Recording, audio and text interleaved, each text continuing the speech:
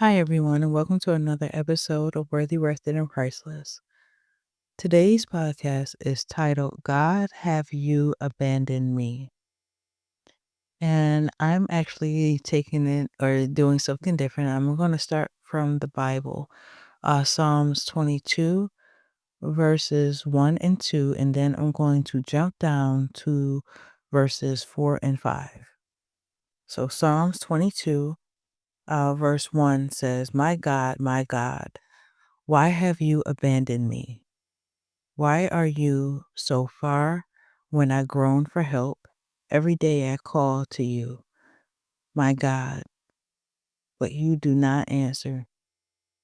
Every night I lift my voice, but I find no relief. Verse 4. Our ancestors trusted in you, and you rescued them. They cried out to you and were saved. They trusted in you and were never disgraced. My take on this is we've all been in the moments where we have felt as though God has abandoned us.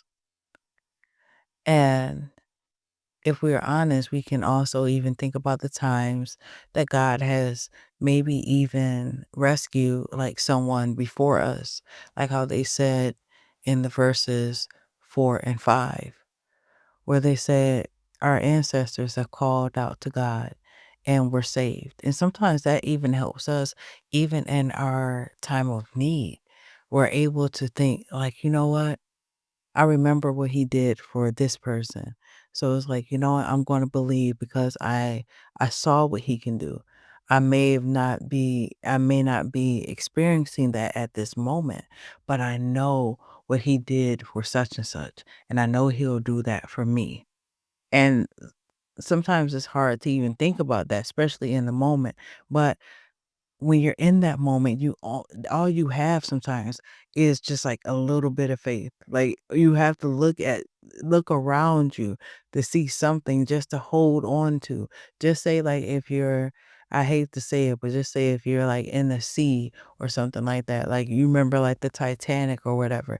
And the thing about it was, what were they trying to do? Like grasp onto anything that they can. And sometimes that's exactly how we feel. Like I have to grasp onto something to just keep me here, or I have to grasp onto something to know that God is real, and you know what I mean? Because sometimes you're like, no matter how much faith you have, sometimes it's like, man, is God really here? Is God listening? Is God or like will God abandon me? And I can say even for the situations that I'm going through right now, that's why you probably haven't really why I haven't really been doing a podcast or anything is because it's a lot of stuff going on behind the scenes. Not like in a bad way, but there is growth. But even with that, like my daughter is growing too. And so is her behaviors. And so at the end of the day, it's like I don't have the strength to do another podcast. Sometimes it's like I don't have the energy. I can't encourage nobody. I can barely encourage me. I am holding on by a thread. I'm holding on by a string. And so at the end of the day, the last thing I want to do is just come on and give encouragement because I don't have it myself. And the thing about it is the reason why that this stuck out to me so much because basically I was going through a moment. Even right now, today is November 1st. Totally transparent. Is November 1st. It is 9:16 p.m. And a few probably about 20 minutes ago or whatever, I basically was laying on the bed and I know that I needed to dig deeper with God. And so I just reached for my Bible. And the first thing, as soon as I opened up the Bible, the first thing that came to me was basically Psalms 22. I have the Inspire Faith Bible, which I told you guys about. If you follow me on social media, I showed it to you, but there's coloring pages. And the first thing it um that I saw was the illustration that they have for Psalms 22, 4 through 5. And then I started reading the verses. And when I started reading the verses, the first verse, at which I just read was, my God, why have you abandoned me?" And honestly, I felt like that earlier today. My daughter is having like a temper tantrum. She's been having like temper tantrums since last night, basically all week. But it was so bad. I had to call my mom, like, to try to calm her down because it was just too much. And so, anyway, while I was like after a temper tantrum today, I got on my knees and I'm praying, like, even while she's having the temper tantrum, I'm just praying, like, "God, please come." And it's like, I felt as though that God abandoned me, because 'cause I'm like, "Dude, listen, if she kick me one more time," like, you know what I mean? Like, at the end of the day, and it's like, "God, I'm calling you. I'm calling on the name of Jesus. If I could speak in tongues, I would speak in tongues. Like, what do you want me to do? What do you how can" like, you're feeling as though God is abandoning and sorry, you're feeling as though God is abandoning you in the moment. I'm like, "Man, Jesus, you said that I can call on your name and there can be a change or something." And by the grace of God, it was just like I asked her in the middle of I know it's so weird, but I know it's so God. And I ended up asking her in the middle of her temper tantrum, I was like, "You want to go play hide and seek?" And she was like, "Yeah." I was like, "Thank God." Like, you know what I mean? And we played hide and go seek, and then that was just kinda like the end of it. But that is the thing, it's like God won't show up sometimes the way that we want him to. I don't know what I expected, as bad as it was going, I wanted him to come down and chastise her or something. But, the thing about it is he will give us insight. He'll give us a shift in our mind and like, "You know what? Do you wanna go play hide and go seek?" And she like, thank God, she wanted to play hide and go seek, she jumped right up, you know what I mean? She decided she wanted to count and went downstairs as if she just wasn't, like, kicking and screaming and all this other stuff. And so, at the end of the day, even in the midst of the temper tantrums and all of those things, I had to also remember, and it is hard. I'm not saying that this is something that everybody can do, but in the midst of everything, I had to realize that even though I was having a hard moment, everything else around me is things that I prayed for. You know what I mean? Like you're living in the promise, but it doesn't seem like it because everything sometimes isn't perfect. Even though there is a temper tantrum and there's moments, other moments outside of that is good. Now she might have temper tantrums at home, but at school, she's a lot better. You know what I mean? It's not as many behavior problems and all those different things. So at the end of the day, it sucks, it hurts, but it's still God. He's still in the midst of it. He hasn't abandoned us, but we also have to remember even what side of the coin or what side of life we're looking at. Because if you stay in that dark moment, that is all you can see. Because if I'm totally transparent, which I will be, I can sit up there and I can say, if I look to the dark side of the moments, my daughter's always having a temper tantrum. I don't really have any help with her.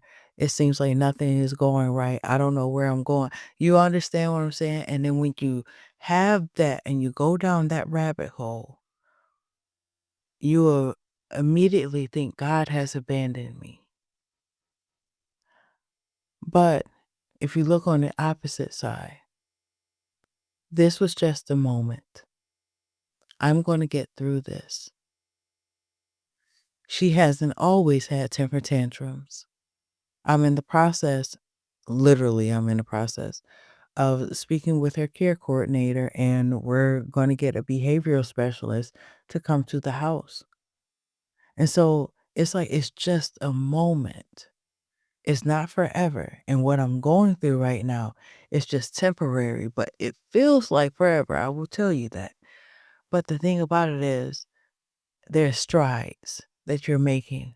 But the thing about it is, you have to hold on to God in the midst of what you're going through so He can pull you all the way through. You can't let go of His hand. Not even in the temper tantrums, not even in the worst moments. Don't take your eyes off of God. One of my favorite movies that I reference a lot, or I've started referencing a lot, is Runaway Bride. And the thing about it is, she needed somebody that at the end of the day wouldn't take their hands off and basically had the wedding that she wanted. She had to really discover basically who she was. But the point that I'm actually getting to is at the end, he had to keep his eyes. Yeah, she had to keep her eyes on him. And that's what we have to do. We have to keep our eyes on the Lord because we can easily get distracted. We can easily start saying, this isn't going right. This isn't going right. And just like the rabbit hole um, example that I just gave, if you keep going down that rabbit hole, next thing you feel is though you are in despair. And that's what the enemy would like. Because at the end of the day, if you start feeling as though you are in despair, you'll start to give up. And then you won't care anymore. And then other negative things might start happening. But what you see, what if you look at it in a different perspective, you'll see that you're actually growing. Because you got to think about it.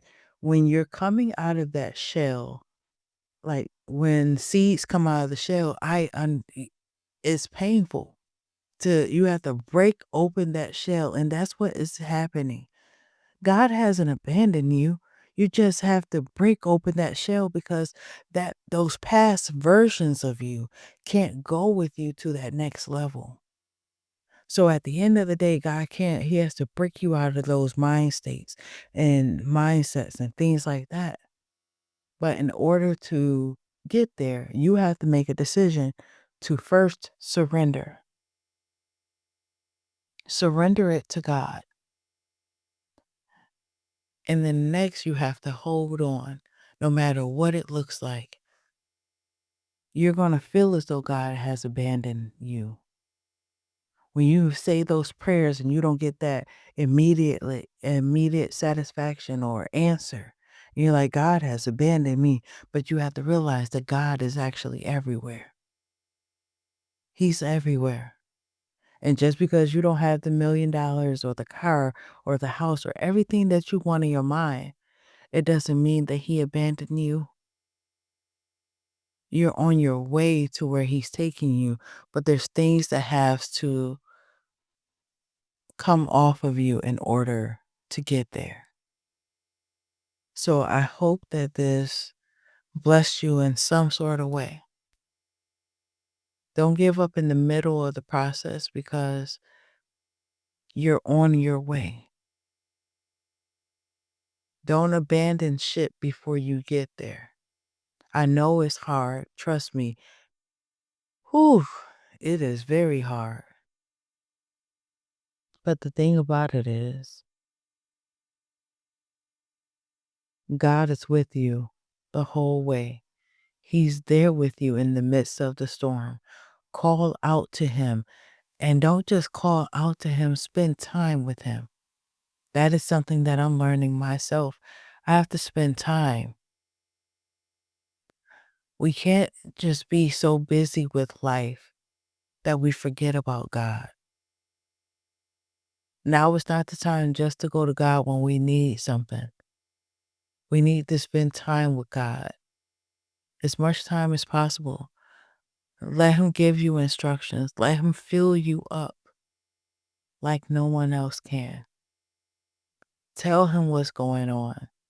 Just like how you can have that conversation with your friend or your best friend or whatever, have that same conversation with God. Let him know your innermost thoughts. He cannot heal what you do not reveal. Okay, so I hope that this blessed you in one way, shape, form, or another. Always know you have worth, you have value, you are worthy, worth it, and priceless.